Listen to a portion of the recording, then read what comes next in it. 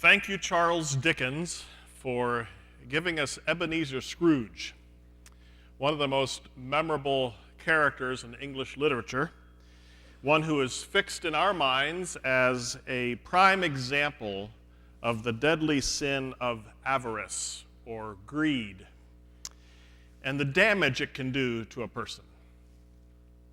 Let me read a brilliant line from Dickens' book, The Christmas Carol.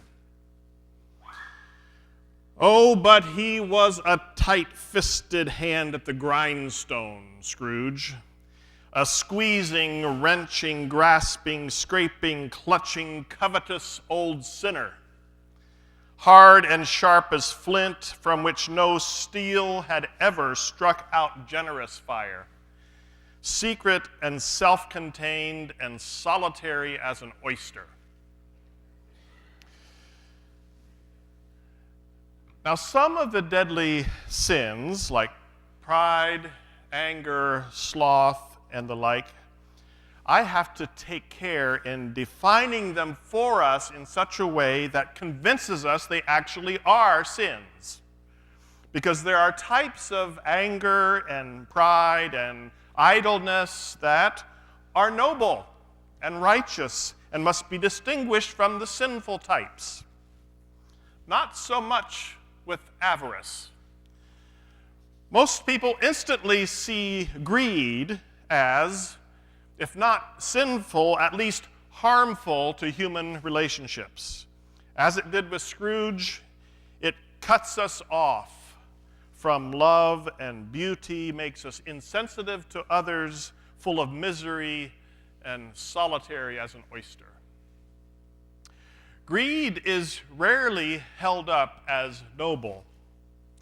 There's a notable exception in the movie Wall Street, where the Michael Douglas character makes a speech, and I quote, "Greed is good. Greed works. Greed clarifies, cuts through, and captures the essence of the evolutionary spirit.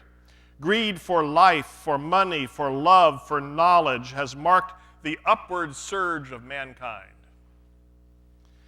Now, that movie quote is memorable by how much it shocks us to hear someone say that so brazenly.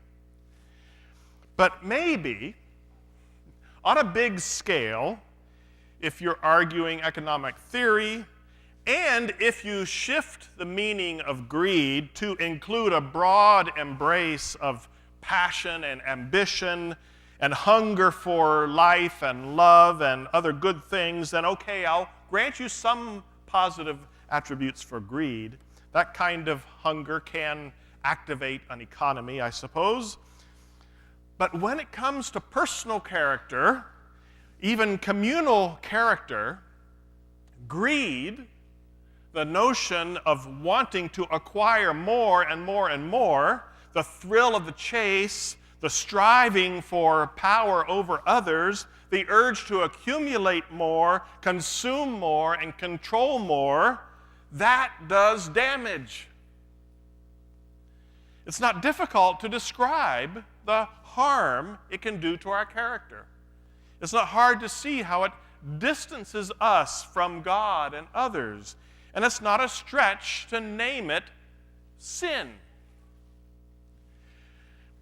So, assuming greed is sinful, assuming greed creates distance between us and others, between us and God, let's jump right into the question of what will save us from it. What is the antidote? What virtue will shape our character in the opposite direction? What will help us become more generous and gracious? What will help us cultivate contentment? What will help us be satisfied? That is, find joy in what already is, in who we are now and what we have now. As I pondered what encourages contentment, something immediately came to mind, which is common wisdom. We compare ourselves with those with much less. We look around at those who possess far fewer things and far less wealth than what we have. We can all think of examples when we were confronted with the reality that someone has it a lot worse off than we do, yet they're still living in joy and contentment. If we ever spent time in the global south and saw whole communities that were poor and destitute and yet full of kindness and hospitality and generosity and joy, we came away in awe and wonder and perhaps a bit of embarrassment or shame. And we determined to live our lives with greater generosity and joy and contentment. So that strategy is pretty effective, right? We give ourselves a different point of reference. Instead of looking around at our affluent neighbors or the lives of the rich and famous and lamenting the wealth and leisure that we will never be able to access, we expose ourselves to the lives and realities of those with less. And we're inspired to find joy in what we already have. But this is a temporary fix, at best. Because eventually, our eyes will return to other points of reference. Our attention will not stay fixed on the less fortunate who live with joy. And as soon as we look away, we notice those with much more than ourselves, who drive comfortable and well-appointed cars, who live in spacious and well-furnished homes, who seem to enjoy an unencumbered life of leisure and travel and adventure, who seem to have many more options than we do. And immediately, greed rears its ugly head again. Gratitude evaporates. Contentment flees.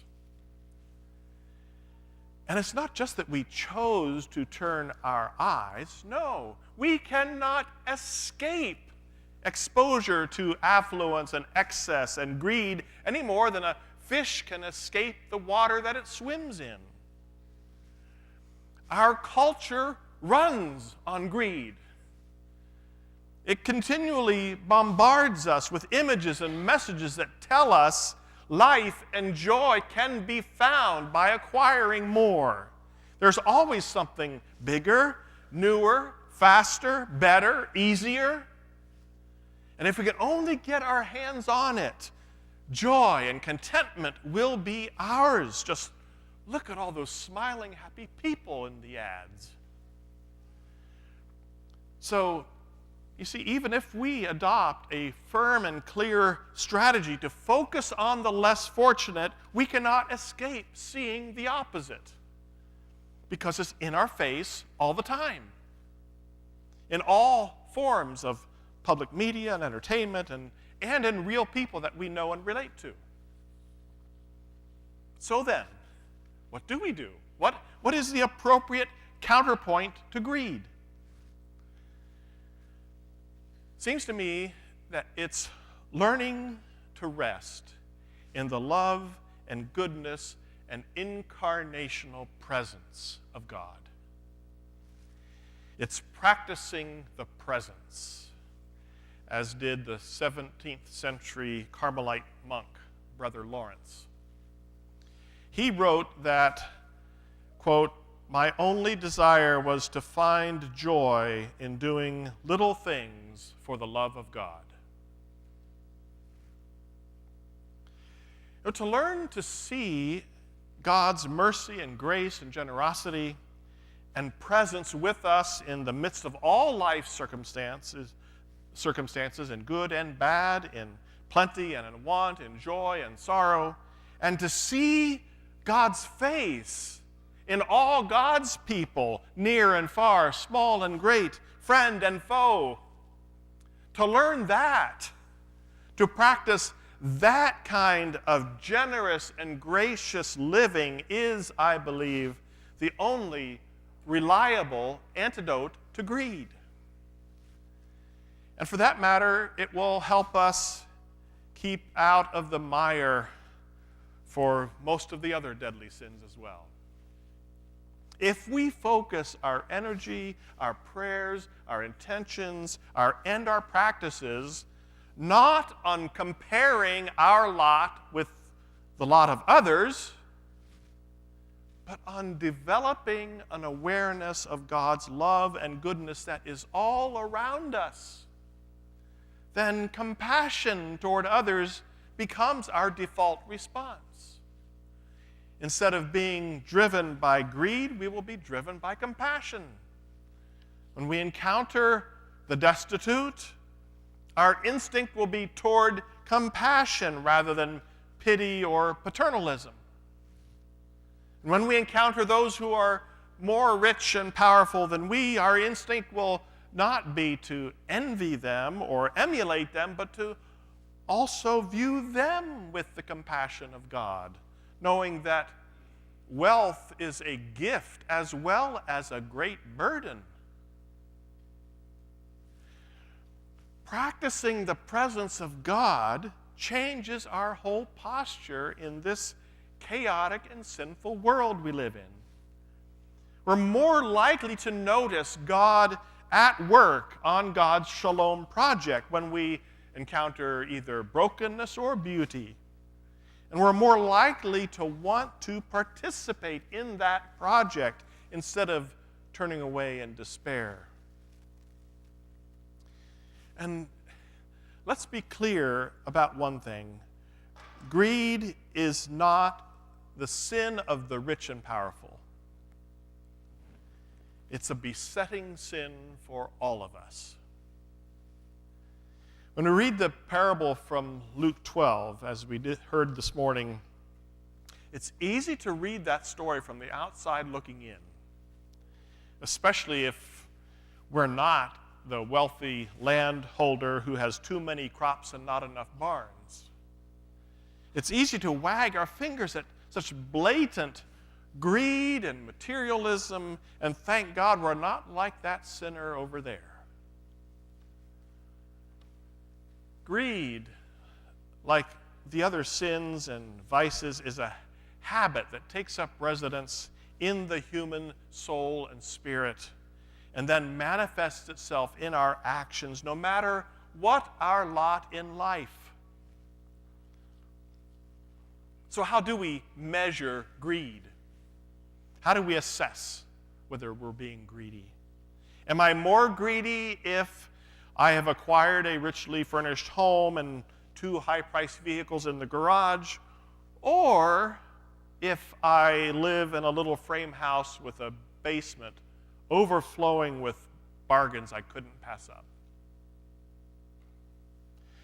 Am I greedy only if my money is in an aggressive stock portfolio? Or could greed be a factor even in my slow-growth mutual fund? Can I exhibit greed when I push an overflowing shopping cart up to the checkout line, as much as when I put only one thing in the cart? Is greed a prime motivator only for the top 1%, or can it overtake someone living in poverty? Our behaviors are indicators. There's no doubt about that. Practices do matter. I would never suggest that greed is only a matter of the heart, needing only an inward spiritual cure. As Rebecca DeYoung suggests in her book, Glittering Vices, quote, actions wear a groove or pattern in the longings of the heart. It's not either or. It's not attitudes or practices. Our practices and our inner thoughts and intentions continually shape each other, backward and forward. So, as Jesus recognized and taught, the rich do have a much harder time. It is harder for a camel to go through the eye of a needle, Jesus said, than for the rich to enter the kingdom. His disciples objected, "So it's impossible." Jesus replied, "With God's help, it may be possible." The rich are more likely to struggle with allowing their possessions to possess them. But they're not alone in that struggle. It is a human proclivity in us all. And you realize, of course, that we Americans are, in comparison to the rest of the world, the rich ones in Jesus' teachings. We are the farmer building bigger barns. We are the camels trying to thread the needle. But all of us, no matter what our social status, need to pay attention to those grooves and patterns that our deeds carve into our hearts. Of course, there's a balance to be struck here. On Friday evening, Irene and I went out to a local fine dining Italian restaurant, ate some fancy food, and then went to a theater afterwards. We thoroughly enjoyed ourselves, and I don't regret doing it at all. But it's pretty good practice and good discipline to intentionally juxtapose those experiences sometimes by stepping outside our little bubble and simply own the fact that many, probably most, of our neighbors in the city of Harrisonburg and Rockingham County did not have the option financially on Friday night to go out in the town and spend $75 to $100 on food and entertainment. Much less was that an option for the vast majority of our global neighbors. So how do we talk about greed in our context when so much of the world suffers from hunger and famine and the deprivations of war?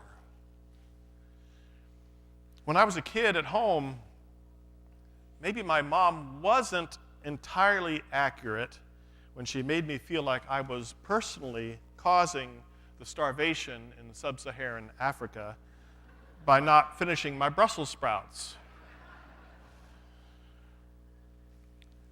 As an adult, I now know that we don't have a zero-sum global economy. A dollar put into my hands does not actually mean that a dollar was taken from the hands of the poor. But having said that, let's admit that local and personal behavior actually matters on the global stage.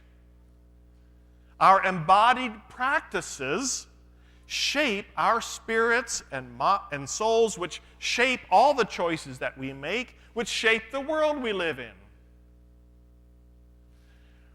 The love of money, something we all need to beware of, does have a way of overpowering the love of justice. And that changes the way we see and act toward our neighbors. There's a long-standing Christian tradition, from the desert monks to Gregory to Aquinas to contemporary theologians, that acts of greed lead us toward insensitivity in matters of justice. And this particular sin can lead toward hardness of heart. So it's not a big leap to go from being insensitive to another's suffering to outright causing them harm. The fruit of avarice or greed is a willingness to lie, to deceive, to betray, to steal, even to do violence in order to acquire what it is that we desire. But Is there a place for occasional and modest splurging, for enjoying the resources that we have and celebrating with them while not falling prey to the sin of greed? I hope so. And I believe so. We can enjoy a good party like Jesus did. We can buy a beautiful painting or enjoy a thrilling concert. Even though our financial outlay for those things don't directly feed the hungry or house the homeless. The question is, are we freeing ourselves to love God, love others, and love all creation?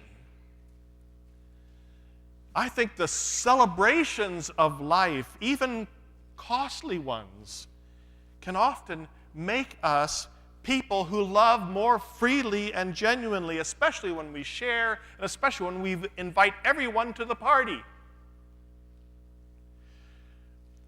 They can also do the opposite if we're not being careful and discerning. But at their best, they can help us be more open and less guarded about our stuff. They can free us from the anxiety of scarcity. They can help us live in God's abundance.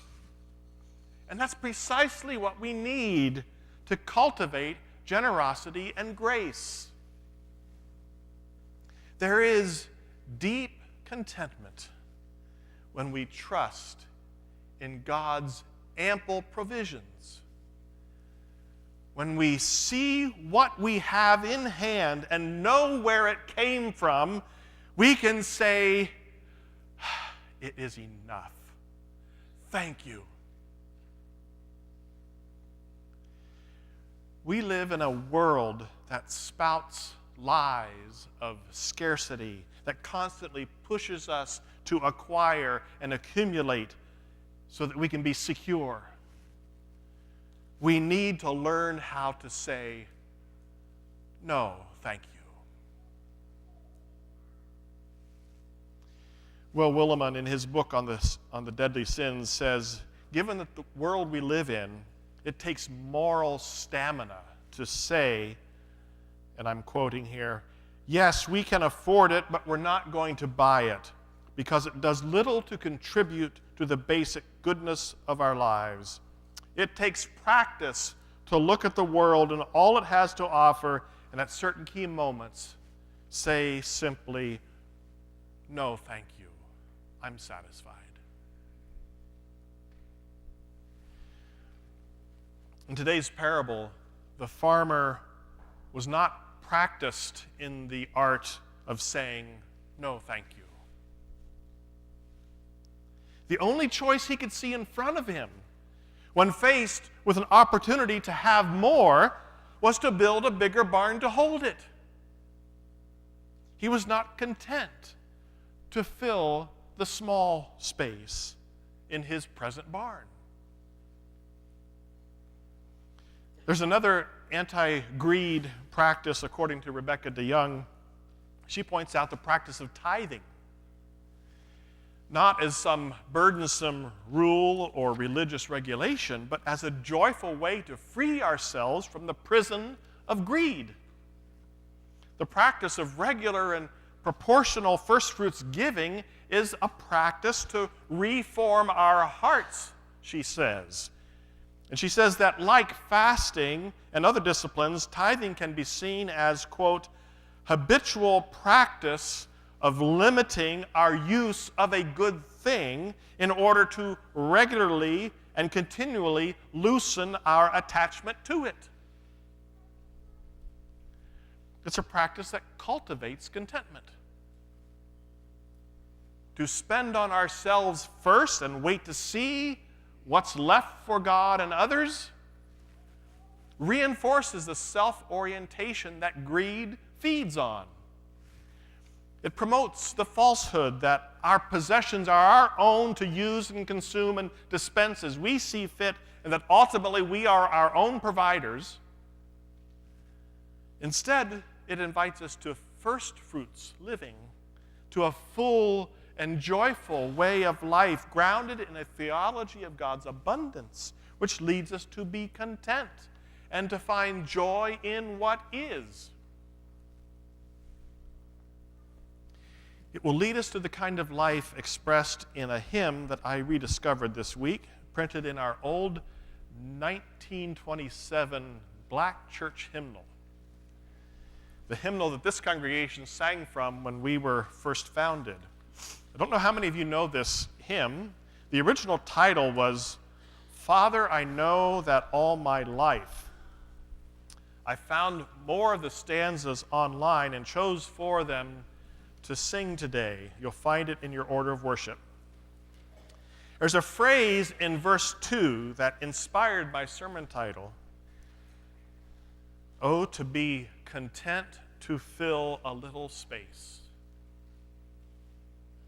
We can think of that literally like crops in a barn,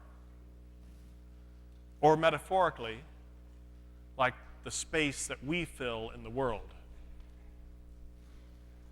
Are we content to fill a little space if God is glorified in it?